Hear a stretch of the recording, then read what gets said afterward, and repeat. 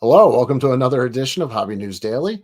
I'm still Danny Black, but today I'm joined by my good friend Mike Dash Junkwax Hero. What's up, Mike Dash? Hey, on a different camera, it's not as high quality, different angle. It feels a little weird to me. So Well, I don't know if this is going to make it better or worse, but you look pretty normal and you sound good. So I sound good and look normal. Okay, pretty normal for pretty you. normal. Okay, Well, all you right, but I said it don't was. look good. You said you didn't like the camera. I was letting you know. I think it's doing its job. All right, good. Thanks. Um, you and I have been talking on and off for gosh, I feel like it's been a month now. 6 weeks. 6 weeks, yeah. And we've both tweeted, X'd, videoed, whatever, different portions of the story that became public today, which is the eBay Goldin merger, purchase, acquisition, best friends, check the Trade. box, trade, whatever you want to call it, became public today. So I think both of us have been talking to people connected to the situation. We have some thoughts on it ourselves, I think. And I just want to give a couple minutes to give a reaction here because I know people are interested in what you think. And maybe somebody will be interested in what I think as well. Yeah. So eBay seems to have traded their vault to PSA for a player to be named later, which would be Ken Goldin and Golden Auctions. That obviously devalues Golden Auctions, but we don't know what the full trade is. In fact, a source of mine who told me about this 6 weeks ago tells me that there is something else that's part of this that hasn't been announced yet. And so, while he told me about this 6 weeks ago, I do not know what that next piece of it is. Um, Real quick, it's funny you say that. Somebody I was talking to also heard there's definitely a third piece, and they did not know what it was. So hmm, um, I think it's safe to say that there's definitely another shoe falling. When that happens, I don't know. interesting. Let's wildly speculate. No, I'm just kidding. Right? Irresponsibly, yeah. Uh, Irresponsible. so it's it's interesting. When I first heard about this, I thought, oh man, I think this is really good for people who grade cards through PSA because now, as part of this Yep. trade, I guess, you can send PSA your cards, and once they're graded, you can choose to automatically list them on eBay. And presumably, and the details aren't out there yet, they go into the PSA vault and then they get shipped directly. So you're out of it. You're basically a drop shipper, sort of. Yes. Although you've shipped them to PSA, and then PSA will list them for you on eBay and then send them to your buyer. And they're claiming an enhanced or better listing process.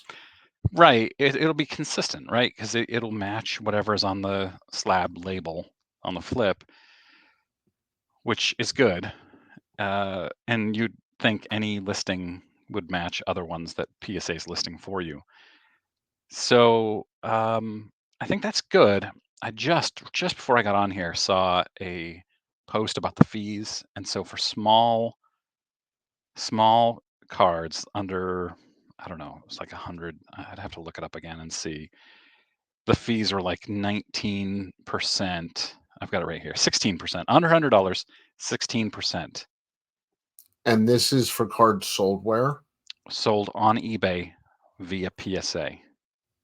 Gotcha. And Yep. so that's higher than the standard eBay charge. Yep. And then cards that are $100 to $500, 14%, which is pretty much the same as current Closer in line, eBay. yeah. And then $500 to $999, 13% fee. There is a $5 minimum fee on all sales on eBay, which makes sense. But and I don't know Did they if put a this $1,000 and up price? I'm sorry. no, not that I have on this screenshot. Okay.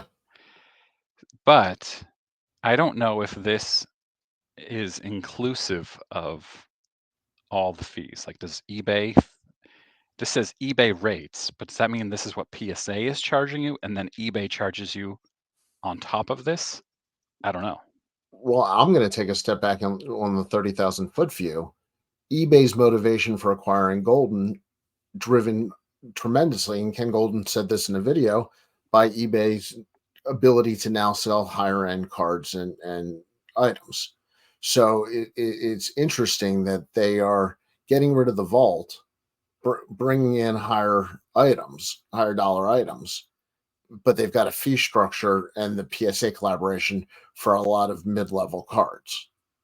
Not to call Yeah. them mid-level. I'm lucky when I can buy them myself, but not. I mean, what they bought Goldin for didn't strike me as $100 cards.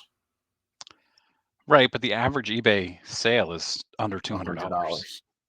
Yeah, it's about $100, I think, on the card market. Okay, yeah. So if they're trying to get bigger, it'll be interesting to see what the full details are of this. And I do think I hate listing cards. I hate shipping cards. I hate customer service and stuff like that. I mean, I don't hate customer service, but I don't like providing it Nobody to personal, but selling selling because I just don't want to. And so I think when you can have somebody else do that for you, much like with ComC, when I ship cards off to ComC, it's so much easier. I can accept offers, I can make offers, counter, but I don't have to. I ship. I just sent them 125 cards to ComC all at once. I don't need to worry about PWE and all that crap. It's so much easier and better. And I see this as another win for sellers, people who are grading with the intent to sell. which intent hopefully makes a better buying experience. Right. And I've gotten cards back from PSA and I've said, oh, I'm going to sell this because, I might send them 15 or 20 cards. And of those, I want to sell one or two of them. But I get lazy and I don't end up selling them. They sit in a box forever because I don't want to sell. I just don't have the motivation to sell cards. So this would be, I think, a big win if you're grading with PSA, and most people are. It's 90, 80+% of the market. And that leads me to two quick questions. One is, I wonder down the road how SGC is going to tie into this, Yep. being under the collector umbrella. Yep. Two, I think it's good to get PSA out of the direct selling business of Goldin, a collector. I think now that it's a third party marketplace, it separates some of what was a perceived conflict of interest.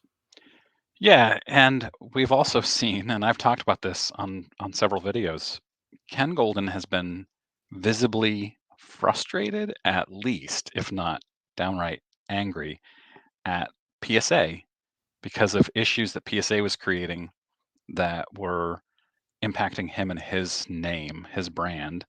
Because I would do a video and say, wow, PSA really messed this up, and it's on this Goldin auction. And Ken, in the few times that he would respond on Twitter or he would send me a private message, was clearly upset with PSA. And he wouldn't come out and say it, but it just seemed, like he would get defensive. And there are tweets, plenty of tweets where he said, this was a PSA issue. Yes. I Uh, think one of the things that was interesting was how they put out there that Goldin will have some autonomy in the new setup. yeah. And there's a new eBay, like you mentioned to me this morning, eBay GM of trading cards, which Yep. I'm pretty sure I did a video on that last year when they posted it. It'll be interesting if that person becomes more of a face of eBay cards like Ken Goldin is. And they came PSA, from PSA. oh, okay. PSA doesn't really have a face. You got Nat Turner, of course, Yep. but he's the parent. He runs the parent company of PSA. And then you have Ryan, who is the CEO, but he's not out there like Peter Steinberg is for SGC. PSA doesn't really have that, and you kind of start seeing this with Beckett recently, where they put out a guy, I don't remember his name, just last week to announce that they aren't changing their grading scale. And so I think, are these companies realizing that they need a face of the company like SGC has, which I think has been wildly successful for SGC, and PSA is this kind of nameless, faceless behemoth, and so eBay too. Which is interesting that this trade has happened. Yes. I think there's a lot more, like we've said, to come. At least one other big piece of information. Um, One thing I would love to ask Ken is Yeah, I'll sometimes go into eBay and just sort by most expensive and look at the items that are basically listed at museum prices, right? Like right. a card that's probably a 80 or $100,000 card that's listed for $1.5 million, or a wild piece of memorabilia listed at $1 million. Will Ken have access to pull those in and reach out to those buyers and say, "Hey, why don't you come and sell this on Goldin?" How long are they going to stay as two separate marketplaces? Or is it going to be Golden be a power seller under eBay? It's a great question. I don't know. That's why I sit on this side of the camera, my friend. Mike, I know you've got a busy day. Anything else before we cut out? No, I don't think so. I'll be paying close attention, even though I'm on vacation next week with my family. I'll still be paying close attention to what happens Well, I know if you're plugged anything in, hits. and appreciate you joining me. We talk about a lot more, and when we can talk out loud, it's nice to be able to share the information and share some reactions. So, thank you for jumping on. Happy to. Thanks, Danny. All right, thank you, everybody else. See you next time on Hobby News Daily.